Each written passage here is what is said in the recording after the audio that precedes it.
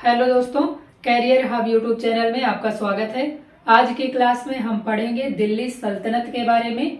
दिल्ली सल्तनत में कितने राजवंशों ने शासन किया है, इनका क्रम याद करेंगे।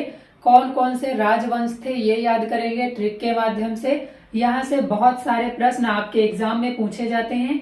इनको सीरियल से लगाने के लिए या क्रम से लगाने के लिए दे दिया जाता है, या फिर आपसे पूछ लिया जाता है कि दिल्ली सल्तनत में सबसे लंबे समय तक शासन करने वाला राजवंश कौन था, सबसे कम समय तक किस राजवंश ने दिल्ली सल्तनत पर शासन किया है।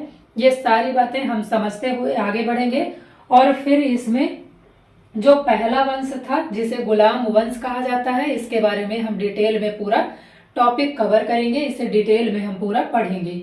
तो देखिए, सबसे पहले ये समझ लेते हैं कि इसमें खास व्यवस्था क्या थी, इसकी प्रशासनिक व्यवस्था क्या हुआ करती थी। देखिए, इसमें सबसे सर्वोच्च पद पर होता था राजा, और राजा को इसमें सुल्तान कहा जाता था। इसीलिए दिल्ली का जो साम्राज्य था उसे दिल्ली सल्तनत कहा जाता है, क्योंकि इसमें जो प्रमुख होता था उसे सुल्तान कहा जाता था। तो सबसे सर्वोच्च पद पर होता था सुल्तान। उसके बाद अमीर हुआ करते थे। अमीर किन्हें कहा जाता था, तो जो बहुत रईस लोग होते थे, इनको जागीरें दिया करते थे। जो सुल्तान होते थे उसके माध्यम से ये लोग कमाई करते थे, इनके इनकम का जरिया हुआ करता था। बाद में यही दिल्ली सल्तनत के डूबने का प्रमुख कारण बना। तो दूसरे नंबर पर रईस या अमीर हुआ करते थे। रईस होते थे लेकिन उनको उस टाइम पर अमीर कहा जाता था। फिर तीसरे नंबर पर हुआ करते थे बहुत सारे मंत्री, फिर अधिकारी। इस तरह से इनकी शासन व्यवस्था चलती थी। तो देखिए, आज की क्लास में हमें क्या समझना है। हमें सबसे पहले समझना है कि दिल्ली सल्तनत में राज करने वाले कौन कौन से प्रमुख राजवंश थे। इनको ट्रिक के माध्यम से याद करना है और इनका क्रम याद करना है। इसके अलावा इनका शासन काल कितना लंबा था, किसका सबसे ज्यादा, किसका सबसे छोटा था, ये सब याद करना है। जितने भी फैक्ट इसमें बनते हैं। अब देखिए, दिल्ली सल्तनत जो है, दिल्ली सल्तनत सुनते ही बहुत सारे बच्चों के दिमाग में ये ख्याल आता है कि शायद ये दिल्ली और दिल्ली के आसपास तक फैले हुए रहे होंगे। यानी इनका साम्राज्य जो था वो दिल्ली और दिल्ली के आसपास ही सीमित रहा होगा, इसीलिए इसे दिल्ली सल्तनत कहा जाता है। यहाँ से भी प्रश्न आपसे पूछा जा सकता है, कई बार पूछा जा चुका है। जैसे आप कथन या निष्कर्ष वाले जो प्रश्न होते हैं, या सत्य या असत्य टिक करने वाले या ऑप्शन चुनने वाले जो प्रश्न होते हैं, उनमें आपसे डायरेक्ट कथन लिख करके पूछा जा सकता है कि ये बात सही है या नहीं सही है। उसमें आपसे लिखा जा सकता है प्रश्न में कि दिल्ली सल्तनत जो थी वो केवल उत्तरी भारत में सीमित थी, उत्तरी भारत में फैली हुई थी, या दिल्ली सल्तनत उत्तरी और दक्षिणी भारत दोनों में फैली हुई थी। अब आप क्योंकि दिल्ली सल्तनत पढ़ रहे हैं, अगर आप ये क्लियर करके नहीं चलेंगे तो आपके दिमाग में ये कंफ्यूजन रहेगा, ये डाउट रहेगा कि शायद दिल्ली सल्तनत सिर्फ उत्तरी भारत में ही फैली रही होगी, और आप क्वेश्चन गलत करके आ जाएंगे। तो देखिए, यहाँ पर सबसे पहली बात हमें क्या समझनी है कि ये सिर्फ दिल्ली की बात नहीं है, या दिल्ली के आसपास वाले क्षेत्रों की बात नहीं है। ये उत्तर भारत से लेकर के दक्षिण भारत तक में फैला हुआ था। इसके प्रमुख जो शहरी क्षेत्र थे, प्रमुख जो क्षेत्र थे, उनको याद कर लीजिए एक बार। दिल्ली के पास हरियाणा में दो जगहें थी, झांसी और हिसार। यहाँ आगरा, जिसे सिकंदर लोदी ने, जब हम लोदी वंश पढ़ेंगे तो समझेंगे, इसे सिकंदर लोदी ने अपनी राजधानी बनाया था। इधर बनारस, इलाहाबाद, लखनौती, अहमदाबाद, उज्जैन, देवगिरी, वारंगल, द्वार समुद्र और मदुरई। मदुरई आपको पता है तमिलनाडु में है। तमिलनाडु सबसे दक्षिणी राज्य है भारत का। तो ये बात आपको याद रखनी है कि जो दिल्ली सल्तनत थी वो उत्तर भारत से लेकर के दक्षिण भारत तक फैली हुई थी। ये कुछ प्रमुख अगर क्षेत्र याद रख पाए तो याद रखिएगा, कई बार प्रश्न में आपसे पूछ सकता है। अब देखिए, हमें समझना है कि इसमें किस किस राजवंश ने शासन किया है। तो सबसे पहला था गुलाम वंश, दूसरा खिलजी वंश, तीसरा तुगलक वंश, चौथा सैयद वंश, और अंतिम वंश जो था इसे लोदी वंश कहा जाता है। फिर लोदी वंश के बाद मुगल भारत में आए थे और बाबर आया था, बाबर के साथ लड़ाई हुई थी, और इसके बाद यहाँ पर मुगल साम्राज्य कायम हो गया था। तो दिल्ली में ये 5 राजवंश हुए हैं। इनको किस ट्रिक से आप याद रखेंगे, तो आपको इस ट्रिक के माध्यम से याद रखना है। गुलाब खिलेगा तो शायद तुम लाओ, गुलाब से आपको याद रखना है गुलाम वंश, खिलेगा से आपको याद रखना है खिलजी वंश, तो से आपको याद रखना है तुगलक वंश, शायद से आपको याद रखना है सैयद वंश, और तुम यहाँ पर साइलेंट है, लाओ से आपको याद रखना है लोधी वंश। तो ये पांचों प्रमुख राजवंश आपने याद कर लिए। अब यहाँ पर इनका समयकाल या जो शासनकाल था वो याद करिए। गुलाम वंश का शासनकाल था 1206 से लेकर के 1290। कुतुबुद्दीन ऐबक जो था उसने यहाँ पर गुलाम वंश की स्थापना की थी। 1206 से लेकर के 1290 तक इनका राजवंश या इनका शासनकाल यहाँ पर रहा था। दूसरा राजवंश खिलजी राजवंश है, 1290 से लेकर के 1320 ईस्वी तक इसका शासनकाल भारत में रहा था। फिर तुगलक वंश का 1320 से लेकर के 1414, सैयद वंश का 1414 से लेकर के 1451 और लोधी वंश का 14 से 51 से लेकर के 1526। फिर 1526 में पानीपत का युद्ध हुआ था।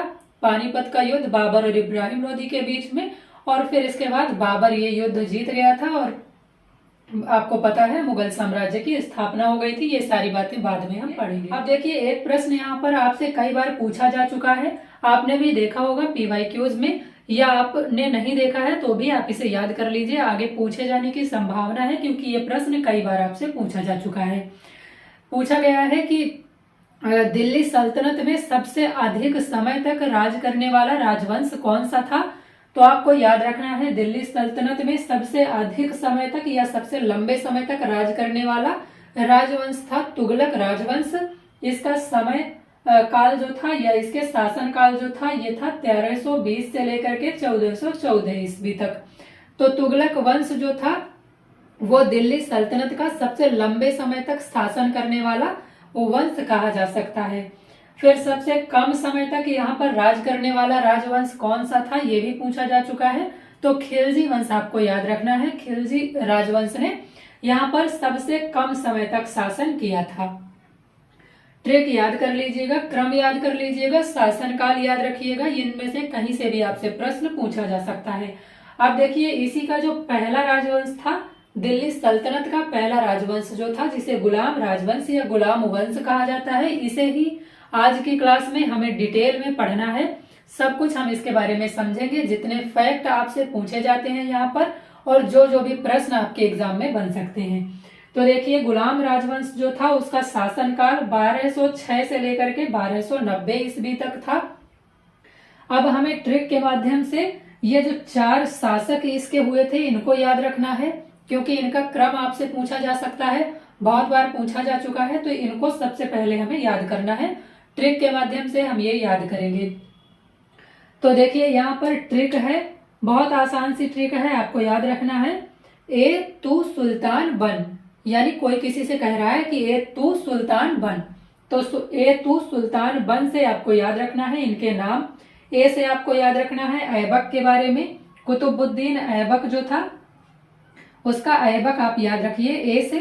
तू से इल्तुतमिश याद रखिए, सुल्तान से रजिया सुल्तान याद रखिए, बन से बलबन याद रखिए। तो आप देखिए, गुलाम वंश के जितने भी शासक हुए हैं उनके बारे में हमें पढ़ना है एक एक करके। अब इनके बारे में सारे फैक्ट, जितनी भी बातें थी, जितने भी आपके एग्जाम में इनसे क्वेश्चन पूछे जाते हैं, वो सब हमें पढ़ना है। तो देखिए, सबसे पहला हमने देखा था कुतुबुद्दीन ऐबक गुलाम वंश का संस्थापक था। आपको पता है कुतुबुद्दीन ऐबक जो था वो मोहम्मद गौरी का गुलाम हुआ करता था। मोहम्मद गौरी की डेथ के बाद कुतुबुद्दीन ऐबक शासक बन गया था और उसने एक नए वंश की स्थापना की थी जिसे गुलाम वंश कहा जाता है। तो गुलाम वंश का संस्थापक अगर आपसे पूछा जाए तो गुलाम वंश का संस्थापक था कुतुबुद्दीन ऐबक। लेकिन अगर वास्तविक संस्थापक आपसे पूछा जाए तो वास्तविक संस्थापक था इल्तुतमिश, क्योंकि ये बहुत ज्यादा दिन तक नहीं रहा था और इसने जो शासन व्यवस्था बनाई थी वो बहुत ज्यादा सुदृढ़ नहीं थी, बहुत ज्यादा मजबूत नहीं थी। शासन व्यवस्था को सुदृढ़ करने का और व्यवस्थित करने का काम इल्तुतमिश के द्वारा किया गया था। तो इल्तुतमिश को गुलाम वंश का वास्तविक संस्थापक कहा जाता है। फिर गुलाम वंश का संस्थापक कुतुबुद्दीन ऐबक को कहा जाता है, ये हमने समझ लिया। कुतुबुद्दीन ऐबक ने लाहौर को अपनी राजधानी बनाया था, ये बात हमें याद रखनी है, आपसे पूछा जा सकता है। इसे लाख बख्शी कहा जाता है क्योंकि ये बहुत ज्यादा दान दिया करता था। लाख बख्शी का मतलब क्या होता है? लाखों का दान देने वाला। तो ये बहुत ज्यादा दान देता था, इसलिए इसे लाख बख्शी भी कहा जाता है। फिर इसे कुरान खां भी कहा जाता है क्योंकि कुरान को ये बहुत अच्छे तरीके से पढ़ने में सक्षम था, बहुत अच्छे तरीके से उसका प्रोनाउंसिएशन करता था, उच्चारण करता था, तो इसे कुरान खान भी कहा जाता है, ये भी आपको याद रखना है। फिर इसकी मृत्यु हो गई थी चौगान खेलते हुए, इसे ही पोलो कहा जाता है। तो चौगान खेलते हुए इसकी मृत्यु हुई थी, ये बात आपको याद रखनी है। फिर इसने कौन कौन से कार्य किए थे? तो इसने कुव्वत उल इस्लाम जो मस्जिद है दिल्ली में है, ये आपको पता होगा, कुव्वत उल इस्लाम मस्जिद का निर्माण करवाया था दिल्ली में।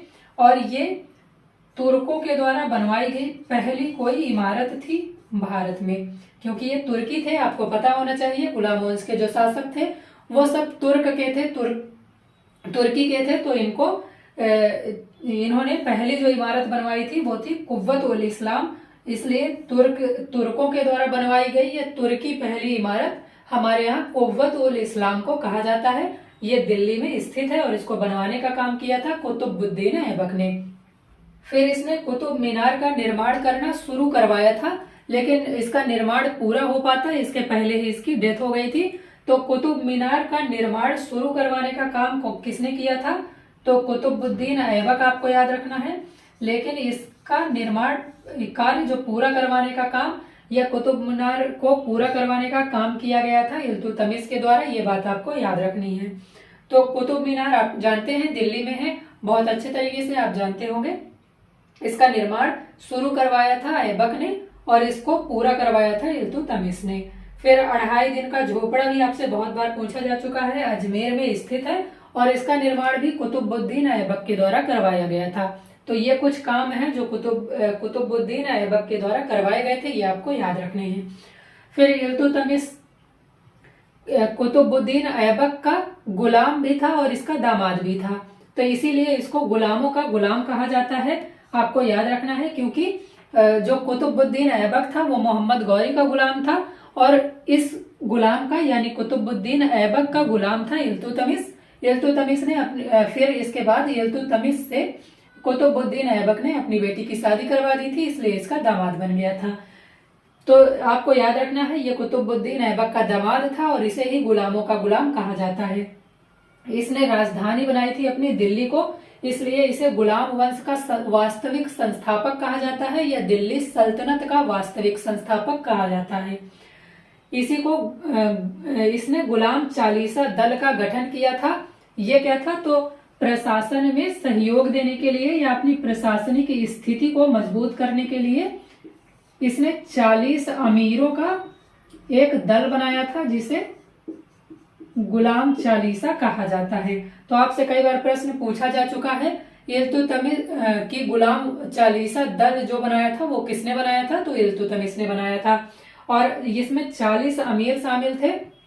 अभी थोड़ी देर पहले हमने समझा था सुल्तान सबसे बड़ा पद होता था, उसके बाद अमीर हुआ करते थे, उसके बाद मंत्री और उसके बाद अधिकारी हुआ करते थे दिल्ली सल्तनत में या गुलाम वंश में। तो ये कुछ 40 अमीरों का एक समूह था जिसे गुलाम चालीसा दल कहा जाता था। इसका निर्माण किया था इल्तुतमिश ने और इसको समाप्त करने का काम बलबन के द्वारा किया गया था। ये जो दल था इसने बहुत भूमिका निभाई थी रजिया सुल्तान को उसके पद से हटाने के लिए, ये सब बातें आगे समझेंगे। फिर देखिए इसने बगदाद है, बगदाद के खलीफाओं से मान्यता प्राप्त प्रथम सुल्तान इल्तुतमिश था, यानी कुतुबुद्दीन ऐबक को यह मान्यता नहीं दी गई थी बगदाद खलीफाओं के द्वारा। खलीफा इनके धर्म गुरु होते हैं और उसकी बहुत ज्यादा मान्यता होती है इनके धर्म में। तो बगदाद खलीफाओं के द्वारा दिया गया मान्यता प्राप्त पहला प्रथम सुल्तान जो था ये था। फिर इसके द्वारा किए गए कार्य कुछ याद कर लीजिए। इसने टका चलाया था। टका एक तरह का सिक्का था जो चांदी का सिक्का हुआ करता था, इसको टका कहा जाता था और इसकी जो वजन है या इसका वेट जो है वो पूछा गया है तो 175 ग्रेन आप याद कर लीजिए। फिर इसने जीतल चलाया था, तांबे का सिक्का था ये भी आपको याद रखना है। टका और जीतल नाम के 2 सिक्के चलाए थे। टका चांदी का और जीतल तांबे का हुआ करता था। फिर कुतुब मीनार को इसने पूरा कराया था और इसने सुल्तान गढ़ी का मकबरा बनवाया था। रजिया सुल्तान भारत में एकमात्र और भारत की पहली महिला सुल्तान थी। इसके पहले और इसके बाद कोई भी महिला सुल्तान नहीं बनी है, ये बात आपको याद रखनी है। अब तक भी हमें पता है वर्तमान समय में महिलाओं की कंडीशन बहुत अच्छी हो गई है, नारी सशक्तिकरण चल रहा है, सब कुछ चल रहा है, लेकिन अब तक भी जो पीएम है वो पीएम इंदिरा गांधी के अलावा कोई और महिला नहीं बनी है। लेकिन उस समय आप सोचिए, ये मध्यकालीन युग की बात है, जब मध्यकाल शुरू हो रहा था, तब रजिया सुल्तान को इल्तुतमिश ने सुल्तान बनाया था। तो आपको याद रखना है कि सुल्तान पहली महिला सुल्तान जो थी वो रजिया सुल्तान, और इसी वजह से इनका विरोध होना शुरू हुआ था, क्योंकि ये पर्दा त्याग करके या बिना पर्दे के बिल्कुल अपने पिता की तरह की वेशभूषा पहन करके दरबार में आती थी, वैसे ही शासन करती थी। तो ये जो गुलाम चालीसा दल था, इसने प्रमुख भूमिका निभाई थी। ये 40 अमीरों का दल था, इसने प्रमुख भूमिका निभाई थी इनका विरोध करने में, इनको सत्ता से हटाने में। इसका हस्तक्षेप धीरे धीरे बहुत बढ़ता गया था, और शासन में इसके बढ़ते हुए हस्तक्षेप के कारण ही बलबन ने इस गुलाम चालीसा दल को समाप्त कर दिया था, खत्म कर दिया था, जबकि बलबन खुद इस गुलाम चालीसा का सदस्य था। और इन्होंने शादी की थी अल्तुनिया से, इनके पति का नाम था अल्तुनिया, यह बात आपको याद रखनी है। फिर बलबन के बारे में आपको याद रखना है कि इसने 20 साल तक शासन किया था। गुलाम वंश का सबसे मजबूत, सबसे प्रतापी और सबसे ज्यादा फेमस लोकप्रिय शासक बलबन हुआ है। तो 20 वर्षों तक इसने शासन किया है। इसने रक्त और लौह की नीति को अपनाया है। रक्त और लौह की नीति को जर्मनी में एक नेता हुए थे बिस्मार्क, उन्होंने भी अपनाया था। इसका मतलब क्या होता है? इसका मतलब होता है कि दुश्मनों के साथ कठोरता से, क्रूरता से, तलवार के साथ, मतलब तलवार से वार करके उनका खून बहाना, उनके प्रति बहुत क्रूरता बरतना, उनके प्रति बहुत कठोरता रखना रक्त और लौह की नीति कहलाती है। दुश्मनों के प्रति बहुत क्रूरता पूर्वक व्यवहार रखना, इसे कहा जाता है रक्त और लौह की नीति। तो बिस्मार्क और बलबन दो ऐसे नेता थे या दो ऐसे राजा थे, समझ लीजिए, कि उनके द्वारा रक्त और लौह की नीति को चलाया गया था, अपनाया गया था। फिर जो बलबन का मजबूत शासन था, जो इसने बहुत अच्छी प्रशासनिक व्यवस्था बनाई थी, बहुत अच्छे तरीके से कठोरता पूर्वक शासन किया, उसमें महत्वपूर्ण जो योगदान था इसके गुप्तचर विभाग का था। इसके पास बहुत अच्छा गुप्तचर विभाग था, इसी कारण ये अच्छा प्रशासन चला पाया। फिर इसने चालीसा दल को समाप्त कर दिया था, ये बात हमें याद रखनी है, क्योंकि इसका शासन में हस्तक्षेप बहुत बढ़ गया था। फिर बलबन ने ही सिजदा और पाबोस या पैबोस, इसी को कहा जाता है, इस प्रथा को शुरू किया था। सिजदा का क्या अर्थ होता है? सिजदा का अर्थ होता था कि घुटने टेक करके अपना जो मस्तिष्क होता है उसको जमीन में लगाना। जैसे आपने देखा होगा मुस्लिम जिस तरह से नमाज पढ़ते हैं, जिस तरह से सिजदा करना आप जानते होंगे, घुटने टेक करके अपना सिर या मस्तिष्क जमीन में लगाना, तो इसको कहा जाता था सिजदा। और पैबोस कहा जाता था कि इसमें सुल्तान जो होगा उसके पैरों को चूमेगी, प्रजा जो होगी यानी सुल्तान के पैरों को चूमने को कहा जाता था पैबोस। ये प्रथा शुरू की गई थी बलबन के द्वारा। फिर मंगोलों से मुकाबला करने के लिए बलबन ने दीवान ए अर्ज की स्थापना की थी। ये इनका सैन्य विभाग हुआ करता था, एक मजबूत सैन्य विभाग की स्थापना, जिसे दीवान ए अर्ज कहा जाता था, बलबन के द्वारा की गई थी। तो ये बातें आपको याद रखनी है। फिर इसके बाद कैकुबाद आया था। कैकुबाद के बाद ये जो गुलाम वंश था ये समाप्त हो गया था। तो ये सारी बातें आपको समझ में आ गई होंगी। वीडियो अगर पसंद आए तो वीडियो को लाइक कर दिया करिए। कहीं पर कोई कंफ्यूजन हो तो कमेंट करके पूछ लिया करिए। और इसके अलावा हमारे चैनल पर नए आए तो चैनल को सब्सक्राइब कर लिया करिए।